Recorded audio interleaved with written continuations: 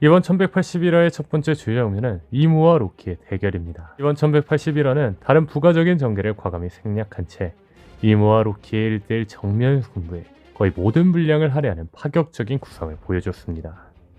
이는 원피스 전체 역사를 통틀어 가장 높은 수준의 전투 중 하나로 보이며 전설로만 회자되던 갓벨리 사건의 묘사를 상회하는 긴장감과 스케일을 선사했습니다.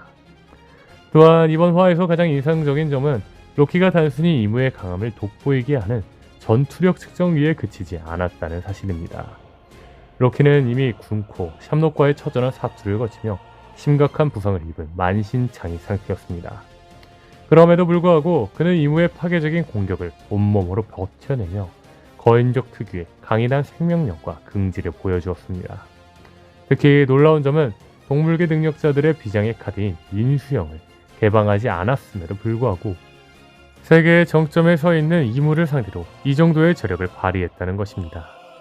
이는 로키라는 캐릭터가 가진 잠재력이 우리가 상상했던 것 이상임을 시사하죠.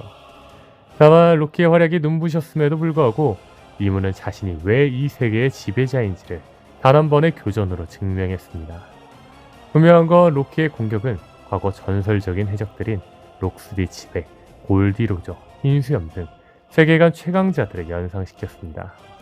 하지만 이무는 이러한 파괴적인 공격들을 마치 먼지를 털어내듯 가볍게 무효화했습니다. 이 대결은 이무가 단순히 권력을 가진 통치자가 아니라 개별 무력으로도 원피스 세계관의 그 어떤 정점들보다 위에 서 있는 명실상부한 세계관 최강자임을 확실히 각인시켰죠. 다음 주요 장면은 로키의 공격을 막아내는 이무의 오맨입니다.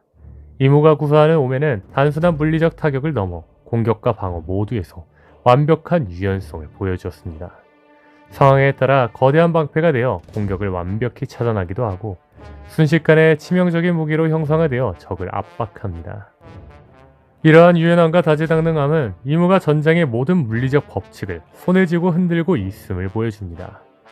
여기서 주목해야 할 점은 루피의 태양신 니카 능력과의 명확한 대비입니다. 니카의 각성 능력이 주변 사물을 곰으로 변화시켜 해방과 유의를 선사한다면 이무의 권능은 주변에 생동하는 모든 것들을 자신의 의지에 기속된 악마로 타락시키고 잠식하는 영역에 있습니다. 주변 환경을 이용하는 루피와 달리 스스로가 모든 악의 근원이 되어 세계를 자신의 색으로 물들이며 형태를 창조하는 이무의 모습은 그가 왜 이 세계의 창조주를 자처하는지를 무력으로 증명하죠. 이는 해방을 상징하는 니카의 자유로운 변화와 대비되는 지배와 질서를 상징하는 이무만의 절대적인 힘의 본질이라 할 수 있죠. 다음 주장면은 네메시스로 로키를 공격하는 이무입니다. 이번 화에서 이무의 네메시스는 외형부터 미호크의 흑도 요루를 연상시킵니다. 특히 로키를 몰아붙이는 이무의 공격 궤적과 형태는 과거 정상결전에서 미호크가 루피를 추격하며 압박하던 그 연출을 그대로 오마주하고 있죠. 미호크의 검 이름인 요루는 일본어로 밤을 뜻합니다. 그런데 이무의 검 네메시스는 그리스 신화 속 밤의 여신의 딸이라는 이름을 가졌습니다. 이는 단순한 우연이 아니라 두 존재의 근원이 밤이라는 공통분모 아래 연결되어 있음을 시사하는 오다스의 치밀한 설계라 할 수 있겠죠. 이무와 미호크 사이에 숨겨진 더 구체적인 연결고리와 디테일은 해당 영상을 참고해주세요. 다만 여기서 추가적으로 이야기하고 싶은 게 있는데 오다스는 숫자를 활용한 암호인 고로아웃의 기법을 통해 작품 곳곳에 거대한 단서들을 심어놓기로 유명합니다. 이번 1181화의 연출 역시 단순한 우연이 아님을 증명하는 결정적 근거들이 있습니다. 숫자 16은 이무를 상징하는 숫자입니다. 실제로 이무의 압도적인 무력이 처음 드러난 루루시아 파괴 에피소드는 1060화였고 당시 섬을 지워버린 광선 또한 정확히 16줄기였죠. 이처럼 오다스는 숫자 16을 통해 이무의 정체와 공포를 일관되게 암시해왔습니다.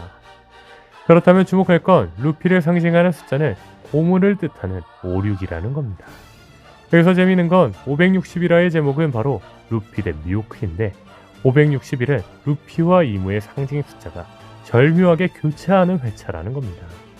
심지어 앞서 말한 미호크의 공격 형태가 이무의 공격 형태와 비슷하게 그려진 회차 역시 561화라는 거죠. 즉, 이러한 단서들은 오다스 및 미호크와 이무의 연관성을 미리 예고해둔 고도의 복선이라 할 수 있겠죠.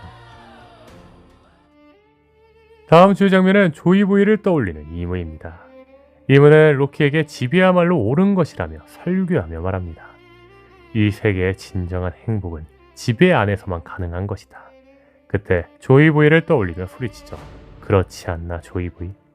이 대사는 과거 이무와 조이보이가 단순한 적대 관계를 넘어 서로의 사상을 가장 깊게 이해하고 어쩌면 긍정적인 유대감까지 공유했던 밀접한 사이였음을 시사합니다. 이무에게 있어 조이보이는 반드시 꺾어야 할 적임과 동시에 자신의 지배로는 증명받고 싶어 했던 유일한 대상이었을지도 모릅니다.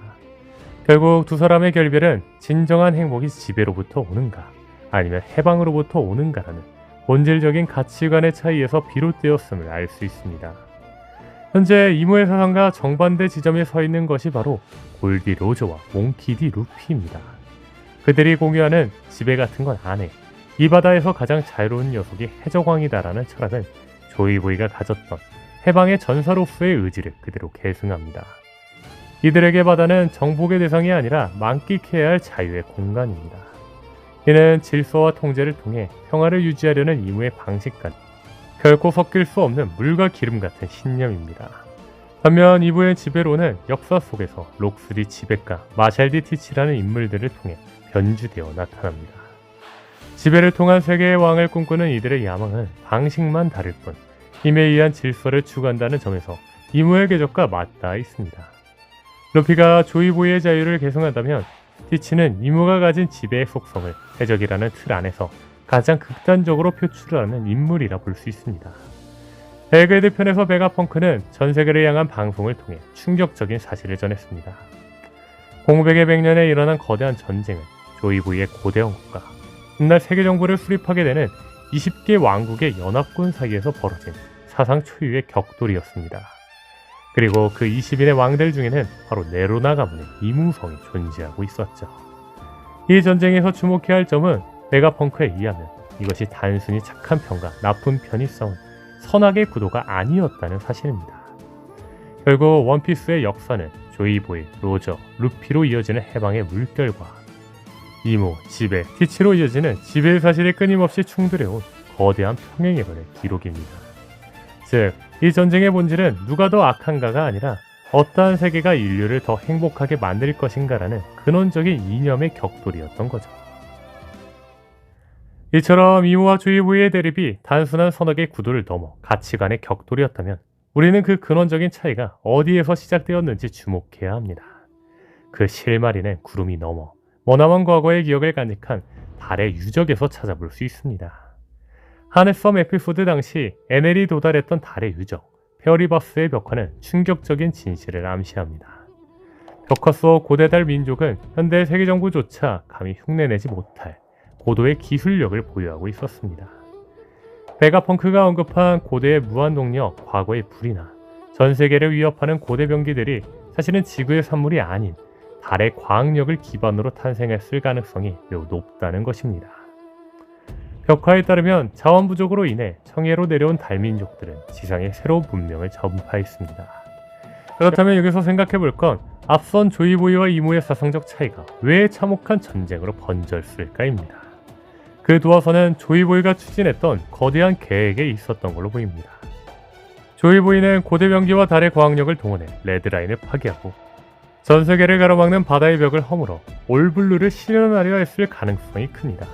이는 지리적 장벽에 갇혀있던 인류를 하나로 묶는 진정한 해방이었지만 이무를 포함한 지상의 20인의 왕들에게는 자신들이 구축해온 질서와 기득권이 완전히 무너지는 재앙과 같았을 겁니다. 이무의 입장에서 조이보이는 세상을 혼란에 빠뜨리는 위험한 파괴자였습니다. 통제되지 않은 자유는 곧 멸망이라 믿었던 이무는 조이보이의 이상이 실현되기 전 그 싹을 자르기 위해 세계정부라는 거대한 연합군을 결성하여 전쟁을 일으켰다는 거죠. 그렇다면 주목할 건 악마와의 계약입니다. 1139화에서 나미가 언급한 악마를 부르는 듯한 마법진은 과거 부르게 날아갔던 굼주리니아의 흑마술 의식과 괴를 같이 합니다. 나미가 책에서 보았던 이 기괴한 문양과 실제 흑마술 소환 술식은 결국 하나의 뿌리, 즉 이무의 힘으로 수렴됩니다. 신의 기사단이나 오로성 등이 사용하는 소환 및 이동 술식은 이무와 심연의 계약을 맺은 자들만이 구사할 수 있는 초자연적 권능이 업이 쓰입니다. 세계 정부의 핵심 전력들이 사용하는 기괴한 힘은 결국 이무라는 근원적 악마로부터 빌려온 것입니다. 분명한 건 에게들을 능가하는 고대 문명과 기후제어 기술을 가졌던 고대 왕국이 20개 연합국에 패배한 이유는 오랜 의문이었습니다. 그리고 그 해답은 과학력을 압도하는 이무와 악마의 계약에 있을 겁니다. 즉, 이무가 인간의 영역을 벗어난 초월적인 힘을 끌어들임으로써 고대 왕국의 기술력조차 무너뜨리는 불균형한 전력을 확보했던 것입니다. 이무가 스스로를 3인칭인 무로 지칭하는 것은 인간 이무가 아닌 계약한 근원적 악의 존재 자체가 그 몸을 지배하고 있음을 시사합니다. 이무는 자신의 영혼을 내어주는 대가로 세상을 통제할 힘을 얻은 최초의 계약자이자 숙주인 셈입니다. 상대에게 힘을 주는 대신 영혼을 타락시키고 지배권을 행사하는 이무의 능력은 성서 속 사탄의 역할과 흡사하죠. 결국 1181화에서 드러난 이무의 무력과 사상은 원피스라는 거대한 이야기의 종착역이 단순한 악당 물리치기가 아님을 말해줍니다. 그것은 900년 전 실패했던 조이부의 거대한 계획을 루피가 어떻게 완성할 것인가, 그리고 지배를 통해 안정을 유지하려는 이무의 질서를 깨부시고 진정한 해방의 새벽을 가져올 수 있을 것인가에 대한 대답입니다. 900년을 이어온 이 지독한 평행이론의 끝에서 과연 루피는 이무가 그토록 부정했던 자유로운 행복을 증명해낼 수 있을까요?